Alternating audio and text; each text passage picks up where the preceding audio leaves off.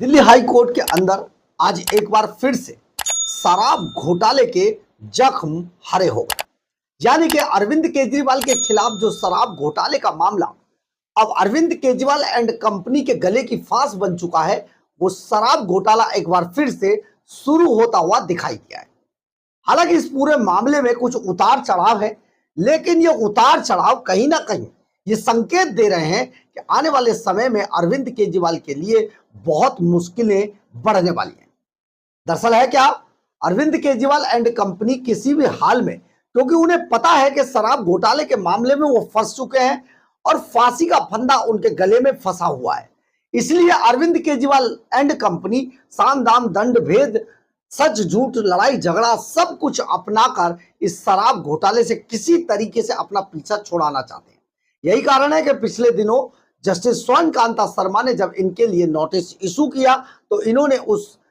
Notice को एक दूसरा इशू बना दिया और इसका इशू इतना बना कि पूरी दुनिया ने देखा। देश के अंदर इस पर आज भी चर्चा है, लेकिन सबसे बड़ी चर्चा यही है कि क्या अरविंद केजरीवाल ऐसी बातों का बहाना करके शराब घोटाले के मामले की सुनवाई से बचना चाहते हैं। इसी सब पर आज क्या हुआ दिल्ली हाई कोर्ट के अंदर आपको बताते हैं।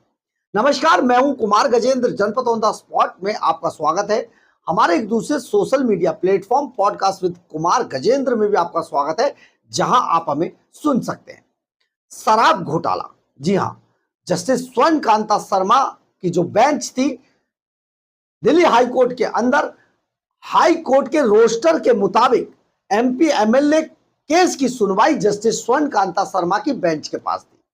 और जब जस्टिस स्वर्ण कांता शर्मा ने इस डिस्चार्ज हुए, मतलब लोअर कोर्ट में डिस्चार्ज हुए केस, इस केस में नोटिस इशू किए तो अरविंद केजरीवाल एंड कंपनी बौखला गई।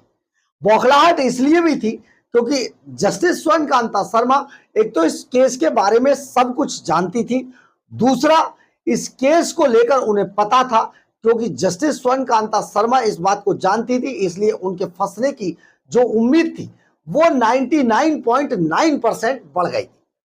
ऐसे में अरविंद केजरीवाल के पास आखिर रास्ता क्या था? उन्होंने जमकर इस पर हल्ला मचाया, तरह तरह से वीडियो वायरल करके सोशल मीडिया पर जस्टिस स्वर्ण कांता शर्मा पर अटैक किए, उनके परिवार पर अटैक किए, उनके बच्चों पर अटैक किए। और ये केवल, हमने इस पर वीडियो भी आपको डालकर बताया था, ये केवल एक माइंड गेम था जिसके कारण अरविंद केजरीवाल जस्टिस स्वर्ण कांता शर्मा के दिमाग से खेल रहे थे। हमने ये वीडियो बनाया था, लेकिन सबसे बड़ी बात यह है, लास्ट में, अंत में जाकर, शुरू में ऐसा लग रहा था जैसे जस्टिस स्वर्ण कांता शर्मा बहुत मजबूत जीवट की महिला है। अंत में वही हुआ जो अरविंद केजरीवाल एंड कंपनी चाहते थे, यानी कि जस्टिस स्वर्ण कांता शर्मा अपना पेशेंस लूज कर गई और उन्होंने क्रिमिनल कंटेम्प्ट ऑफ कोर्ट का रास्ता चुना और जो शराब घोटाले वाला केस था, जिस केस को लेकर यह पूरा विवाद पनपा था, उस केस को छोड़ दिया। ऐसे में दो बड़े मामले हुए। एक तो जब जस्टिस स्वर्ण कांता शर्मा, जिसमें क्रिमिनल कंटेम्प्ट ऑफ कोर्ट का रास्ता इसलिए यह कहते हुए चुना उन्होंने कि अगर इस मामले में अरविंद केजरीवाल जैसे राजनीति करने वाले लोगों को बख्श दिया गया, छोड़ दिया गया, तो इसके परिणाम बहुत घातक हो सकते हैं। इसलिए इसमें contempt of court, criminal contempt of court का मामला जरूर चलना चाहिए और मैं इस केस को चलाऊंगी। अब वहां पर दो रास्ते थे। एक तो अगर वो क्रिमिनल कंटेम्प्ट ऑफ कोर्ट चलाती हैं तो उन्हें शराब घोटाले से हटना पड़ेगा, और अगर वो शराब घोटाले में जज बनी रहती हैं तो उन्हें क्रिमिनल कंटेम्प्ट ऑफ कोर्ट छोड़ना पड़ेगा। ऐसे में उन्होंने criminal of contempt of court चुना और शराब घोटाले के मामले को छोड़ दिया। जब शराब घोटाले के मामले को छोड़ दिया तो ये जो केस है दो पीठ के पास चले गए, यानी कि हाई कोर्ट की दो बेंच के पास चला गया। शराब घोटाले की सुनवाई जस्टिस मनोज जैन की पीठ के पास गई, जबकि क्रिमिनल कंटेम्प्ट ऑफ कोर्ट यानी कि अवमानना का जो केस था उसकी सुनवाई डबल बेंच के पास, यानी कि जस्टिस नवीन चावला और जस्टिस रविंद्र डुडेजा की कोर्ट को ट्रांसफर हुई, बेंच को ट्रांसफर हुई। अब आज जब शराब घोटाले के अंदर इसकी सुनवाई थी, हाई कोर्ट के अंदर, और जस्टिस मनोज जैन की बेंच इस सुनवाई को कर रही थी, तो अचानक उन्होंने देखा कि एक बार फिर से वो सभी कुर्सियां खाली पड़ी थी जिन पर अरविंद केजरीवाल, मनीष सिसोदिया, संजय सिंह, इसके अलावा जो सौरभ भारद्वाज, दुर्गेश पाठक, विनय मिश्रा, इन सबको होना चाहिए था, वहां पर ये सारी चीजें खाली पड़ी थी। हालांकि ये सभी लोग क्योंकि criminal of contempt of court में भी है, लेकिन शराब घोटाले के मामले में ये सत्याग्रह है और ये सारी नौटंकी में इन्वॉल्व है, इसलिए आज Arvind Kejriwal and company high court की बेंच के सामने पेश नहीं हुई। ऐसे में जो जस्टिस मनोज जैन है, उन्होंने इस बात को बहुत ही सेंसिटिव तरीके से लिया और उन्होंने साफ तौर पर कहा ये क्या है, जबकि सोशल मीडिया और मीडिया के जरिए ये पूरा मामला बहुत ज्यादा हाईलाइटेड है और उस हिसाब से आज अरविंद केजरीवाल एंड कंपनी को कोर्ट में बेंच के सामने पेश होना चाहिए था, लेकिन वो नहीं हुए। परंतु हम इस पूरे मामले को बहुत सेंसिटिव तरीके से बिल्कुल लीगल कार्रवाई के तौर पर लेंगे। ऐसे में जो अरविंद केजरीवाल और मनीष सिसोदिया एंड कंपनी जो है, उन सबको नोटिस इशू कर दिया जाए, यानी कि अब उनको यह नोटिस भेजा जाए कि शराब घोटाले की जो सुनवाई है, वो सुनवाई अब मनोज जैन की पीठ कर रही है और आप मनोज जैन की पीठ के सामने पेश होंगे, क्योंकि इस पूरे मामले में जस्टिस मनोज जैन ये चाहते हैं कि ये मामला एकदम फेयर हो, तो उसके लिए दोनों पक्षों का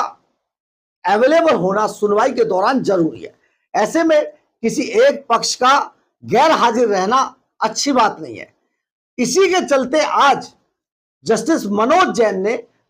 जो सॉलिसिटर जनरल तुषार मेहता हैं, जो शराब घोटाले के अंदर सरकारी पक्ष रखने वाले हैं या रख रहे हैं, उनको साफ तौर पर कहा कि आप एक बार फिर से, जो सीबीआई के वकील हैं, तो यानी कि सीबीआई को यह कहा गया आप अरविंद केजरीवाल एंड कंपनी को शराब घोटाले के मामले में यह नोटिस इशू कीजिए कि शराब घोटाले की सुनवाई अब मनोज जैन की जो पीठ है वो कर रही है, यानी कि जस्टिस मनोज जैन की पीठ के सामने आपको पेश होना है। इसके बाकायदा नोटिस इशू किया जाना चाहिए और असल में लीगल तरीका भी यही है। अरविंद केजरीवाल एंड कंपनी का भी पेश ना होने का जो कारण है, उसके पीछे एक वजह यही है कि लीगल तरीका यह है कि कोर्ट या सीबीआई उन्हें एक नोटिस इशू करेगी और उस नोटिस में यह बताएगी कि आपकी सुनवाई अब हाई कोर्ट की बेंच जस्टिस मनोज जैन की बेंच कर रही है और आपको वहां पेश होना है। ऐसे में यह सुनवाई सोमवार तक के लिए टाल दी गई है और सोमवार को अब एक बार फिर से, उससे पहले नोटिस इशू हो जाएगा और सोमवार को नोटिस के बाद अब देखना यह है कि अरविंद केजरीवाल एंड कंपनी इस पीठ के सामने पेश होती है या नहीं होती है। अब बहुत बड़ा पेच फंस गया है, क्योंकि अरविंद केजरीवाल के लिए अब कोई रास्ता बचा नहीं है। अब उन्हें जस्टिस मनोज जैन की पीठ के सामने पेश होना ही पड़ेगा और अगर वो पेश नहीं होते हैं, अभी भी अड़े रहते हैं, तो अरविंद केजरीवाल के खिलाफ ये बहुत बड़ा केस जाने वाला है। ऐसे में एमिकस क्यूरी का जो हमने आपको बताया था, वो एक रास्ता खुलता है और इसके बाद किसी तरीके का रास्ता कम से कम अरविंद केजरीवाल एंड कंपनी के लिए तो नहीं बचता है। एक बहुत बड़ा मोड़ अब शराब घोटाले के इस मामले ने ले लिया है, जिस मामले को अभी तक समझकर अरविंद केजरीवाल एंड कंपनी को यह लग रहा था कि यह केस खत्म हो चुका है, इसका पटाक्षेप हो चुका है, वो केस अब खत्म नहीं हुआ है, वो केस शुरू होता है अब। यानी कि आगे आगे देखिए होता है क्या। केजरीवाल एंड कंपनी अब बुरी तरीके से फंस चुके हैं और इस मामले में अब उनके सामने केवल एक ही रास्ता है कि जस्टिस मनोज जैन की बेंच के सामने वो पेश हो और अपनी बात को रखें। तो ये अब मामला एक नया मोड़ ले चुका है और मोड़ बेहद खतरनाक है, खतरों भरा है, लेकिन अरविंद केजरीवाल को कहीं ये ले ना डूबे, अब इसी पर सारी चर्चा डिपेंड करती है। बहरहाल, अगर आपको हमारी ये खबर अच्छी लगे तो आप इसे लाइक, सब्सक्राइब और शेयर जरूर करें। कमेंट्स बॉक्स में अपनी राय जरूर लिखें, इससे हमें बहुत ऊर्जा मिलती है। जय हिंद, जय भारत।